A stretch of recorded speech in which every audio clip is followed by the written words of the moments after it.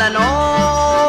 บางกอกเอ้ยลามุงหมอนที่นอนนุ่มๆลาอกบุญสาวรุ่นเคยกอดสองแขนสอดกอดเอวหมดตาน้อยพาลอยลอยขึ้นสวรรค์จูบเท่านั้นแล้วบ่มีเงินแล้วจอดบ่แจวลาแล้วนงคานแดนอีสานคือบ้านของเฮาถึงสีเศร้าเสียใจพ่ายแพ้เพราะเลือดแผลหัวใจไหลตกคุ้ม